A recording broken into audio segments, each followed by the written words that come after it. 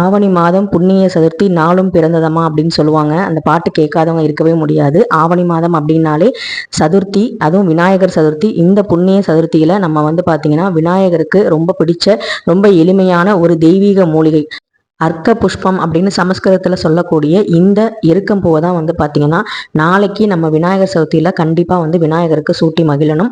இதில் பார்த்தீங்கன்னா 9 வகையான எருக்கம்பூ இருக்குது. ஆனால் நம்ம கண்ணில் படுறது வாடாமல்லி கலரும் வெள்ளை எருக்கும் தான். இந்த வெள்ளை எருக்கு கூட அவ்வளோ சீக்கிரம் யாருக்கும் கிடைச்சிடாது.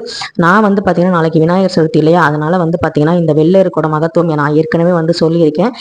போன வருஷம் நான் விநாயகர் சதுர்த்தியில் விநாயகருங்கிற பிளேலிஸ்ட்டில் நான் வெள்ளை எருக்குக்கு தனியாகவே ஒரு வீடியோ போட்டிருக்கேன். இந்த வீடியோவுக்கு மேலேயும் கொடுக்குறேன், கண்டிப்பாக பாருங்க. இந்த வெள்ளை இருக்கு, அதே மாதிரி இந்த வாடாமல்லி கலர் இருக்கும்போ ரெண்டுமே நம்ம விநாயகருக்கு சாத்தலாம். உங்களுக்கு எது கிடைக்குதோ அதை நீங்க சந்தோஷமா சாத்துங்க.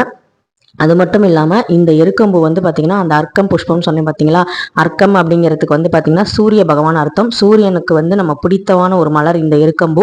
இதை நம்ம விநாயகருக்கு சாத்தும் போது சூரியனுடைய அருளும் நமக்கு பரிபூர்ணமாக கிடைக்கும், ஆத்ம பலமும் கிடைக்கும், ஆரோக்கியமும் கிடைக்கும். இப்படிப்பட்ட தெய்வீக மூலிகையை நம்ம பார்த்தீங்கன்னா விஷச்செடின்னு சொல்லி ஒதுக்குறோம். ஆனால் விநாயகருக்கு உகந்த இந்த பூவை நம்ம சாத்தும் பொழுது விநாயகர் பெருமான் கண்டிப்பாக நமக்கு நல்ல வழி காட்டுவார் அப்படிங்கிறதுல எந்த சந்தேகமும் இல்லை.